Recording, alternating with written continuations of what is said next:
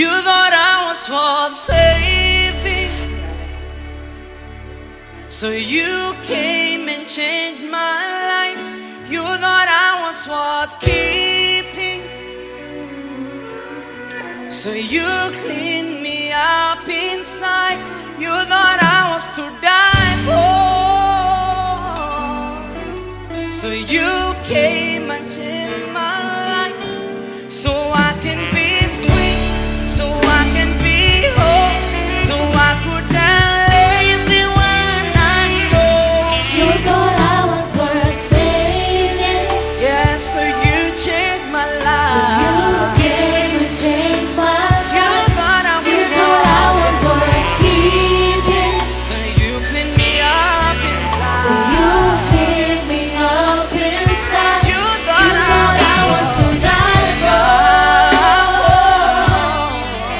so you sacrificed your life, so I can be free, so I could be whole, so I could tell everyone I You know. thought Thought I was worth saving, so you came and changed my life. You thought I was worth keeping, yes, Lord, you came and so you cleaned me up inside. You Thought thought I was to die for, you sacrificed your you life, sacrificed your life, so I could be so free, I could be so I could be whole, so I could tell everyone I You know. thought You thought I was worth saving, so you came and changed my life. You thought I was worth keeping, You came and cleaned so you cleaned me up inside. Yes, you You thought thought I was to die for, so you sacrificed your life, so I could be free, so I could be whole, so I could tell everyone I know.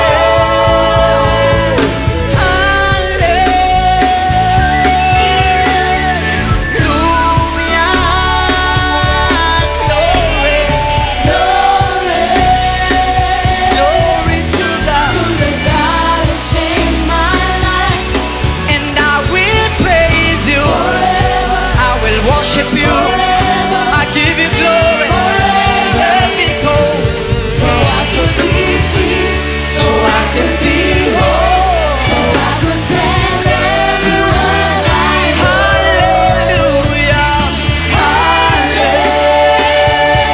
Hallelujah. Glory to God. To the God who changed my life And I will praise you. forever, I will worship you, Lord. I give you glory. so I could be free, so I could be whole, so I could tell everyone I know.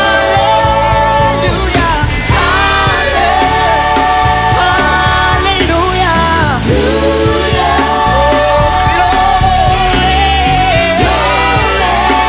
To the God who changed my life. And I will praise you. I will worship you, God. I give you glory. I praise you. I give you glory. I will praise you. I will worship you. Oh, so I can be free. So I can be whole. So I could tell everyone I know. You thought I was worth saving, so you came and changed my life. You thought I was worth keeping, so you cleaned me up inside. You thought I was to die for. Yeah. You thought I was to die for. Yeah. Yes, you thought I was.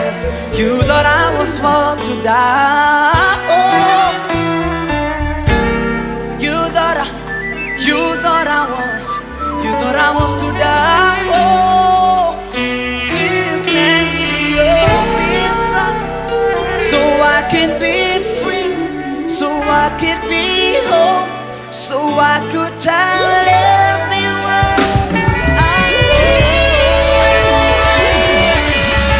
It's you that I was to die for. Come on, if you're grateful, that is what you are worth dying for, you can give him a praise. Yeah, Lord. Yeah. You thought I was to die for. Quickly to the topic of the day, worship. Now, basically worship is a topic that I believe that is very common to church today, because we have a lot of, let me not call them things, but programs that has been labeled after the word worship. We have the worship clinic, we have worship experiences, we have worship services, we have worship songs. So basically, the term worship is not a new word to the church. But I believe there is a need to go deeper and understand the definition of the term worship. What is worship?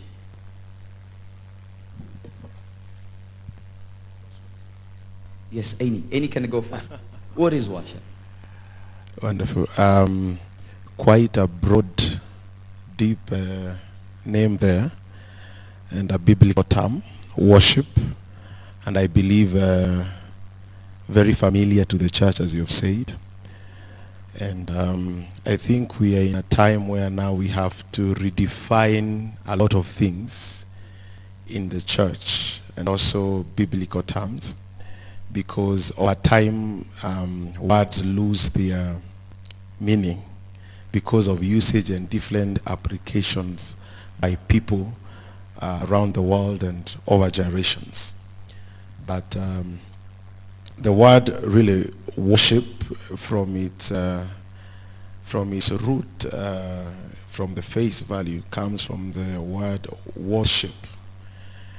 You've just from singing a song about worth, and I think from that is the English root of it, the Anglo root of it, worship, according honor and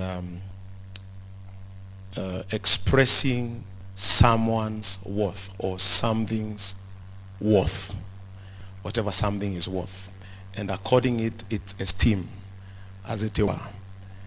But there are deeper there's a deeper understanding and definitions of worship, more so biblically. But just to dwell on that first level of understanding that comes from the English root, worship, when we use its meaning of worship as worship, according something its worth, its due worth, when we express worship in that definition of according the worth of someone, that is what we do when we come to church. We are declaring that God is worthy of honor, of praise, of adoration. He is worthy. He is worthy of everything that we say he is. And worship is an expression of his worth, and it can take different dimensions. So it's according someone his due worth, his due honor, declaring it, saying it, expressing it, and to him as an attribute of honor to him. Yeah. So what's the starting point of worship, Pastor Mark? Or where did worship originate? Thank you so much for that question, because actually that's what I wanted to address. Just as a follow-up to what Pastor Kimathi has mentioned. I think looking at the definition that we give to many things in the church. For example, in the 90s, the word praise and worship became very, very popular, Right. because of the rising of certain ministers like Don Moen, Ron Kenoli. So their albums were referred to as praise and worship. Worship. And then now, in our African context now, we thought praise are fast songs, worship are slow songs. Right. And I remember even the discussion to distinguish between praise from worship. And so sometimes if we mix ourselves up with terminologies, we may end up in very murky waters that we even don't know how do we distinguish all this. But I think for me as a Bible teacher, I always see the importance to distinguish between what I may call as revelation of what a term means and the doctrine of that term. By that I mean, sometimes you can read the Bible and then you get something from what you have read, which is a personal understanding of what you have read. Now that's what we call revelation. But then even though you've caught a personal word, it does not divorce from the literal meaning of that word. There are two principles that we always need to consider for us to get the full picture. One is called the law of the first mention, and the other one is called the law of the last mention. For example, when you take a topic, where was it mentioned first, and what was the context, and also where was it mentioned last? Now, in regards to worship, the first time we see the word worship referred to in the Bible is actually Genesis chapter 22, where Abraham takes his son and he goes to the mountain. And then you remember he told his two servants, stay here, I and the lad want to go up yonder and do what? And worship. Now that's the first time worship is referred. And what is the context? The context was Abraham was not going to sing. He was not going to do a worship service, you know, the way we call it. Yeah.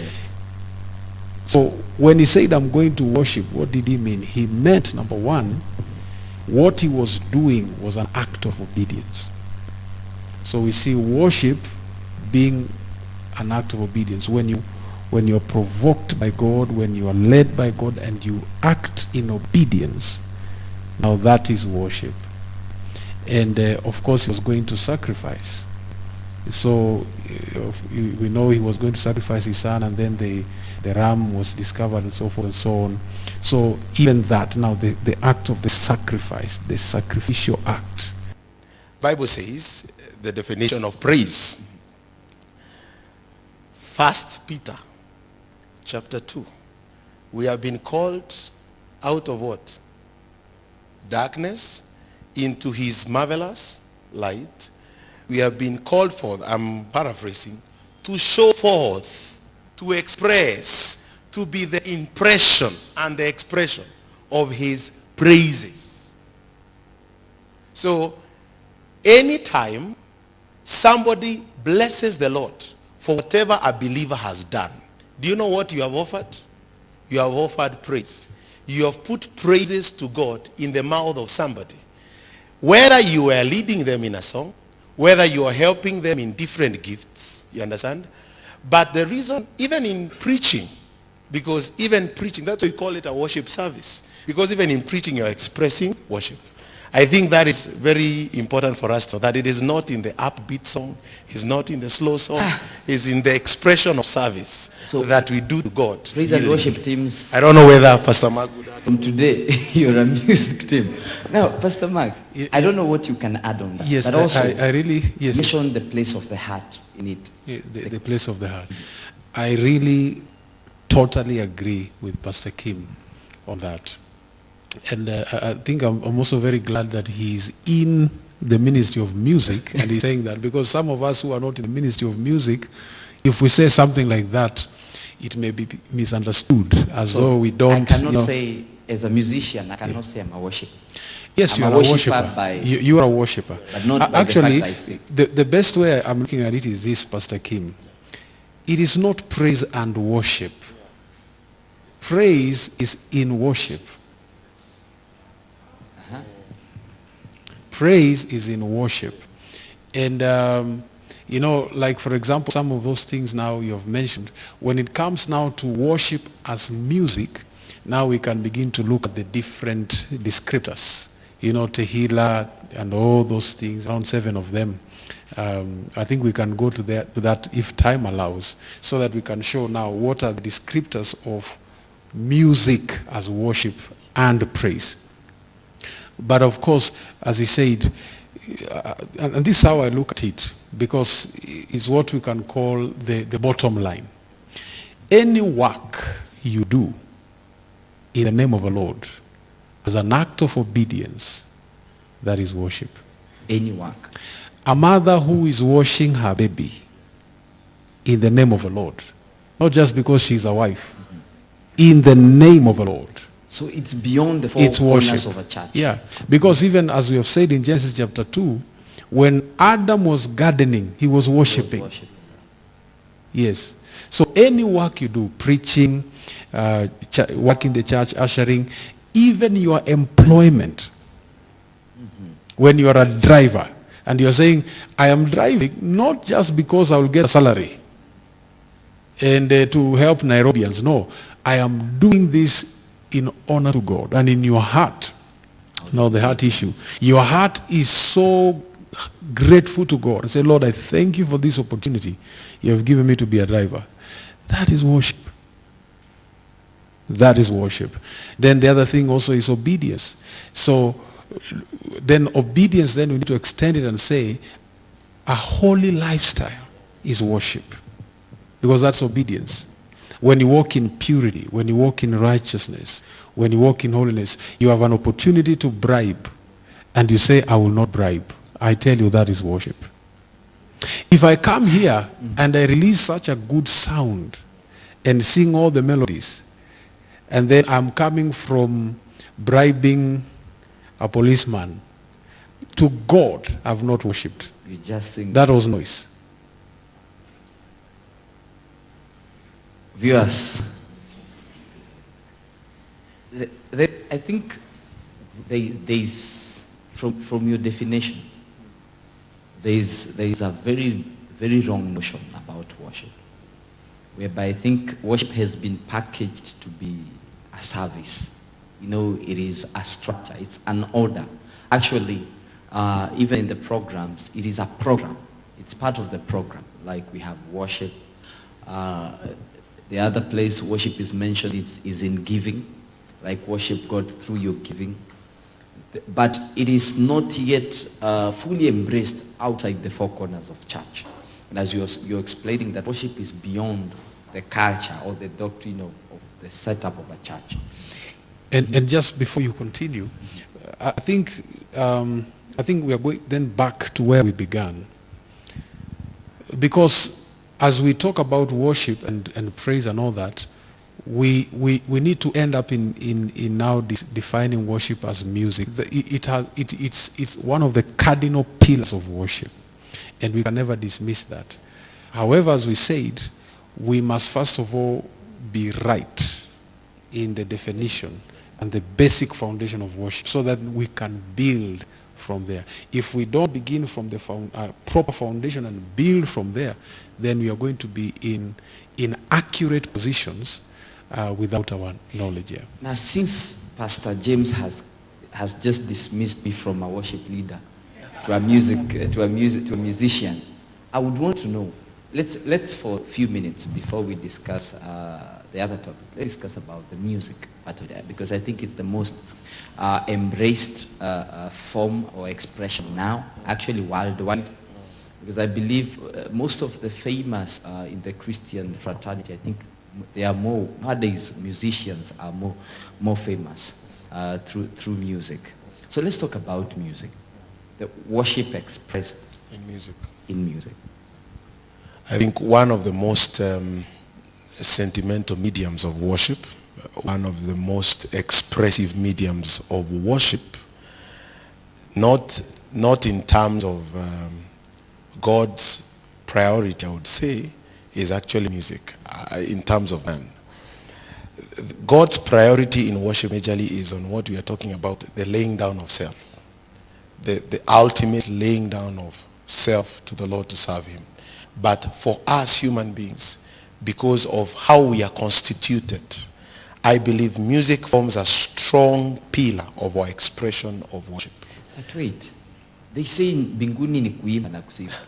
So mbinguni nasikianga kuna wimbo mbaya sana. Be that as it may, and we will not say that heaven there is no song, there is singing. Actually, there are verses that support that God sings over us, and that is true. Song is very expressive. In heaven we have singing going on, we have worshiping going on, we have a lot of things going on. Even when you read the book of Revelation, you see there being expressions of worship, the 24 elders bowing down, the sounding of the trumpet. A lot of music is happening there.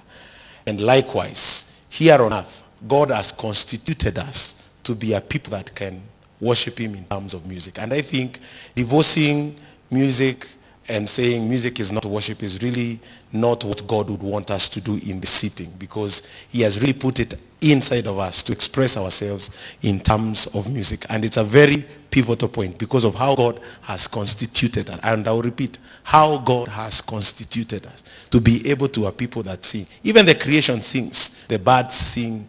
The animals also sing in their own way. They make melodies. The wind, the trees, everything. God loves music. And as a conduit of worship to him is very expressive. One, because I believe music is something that combines all the faculties. It will combine the spirit man, it will combine the soul, and it will combine also the body.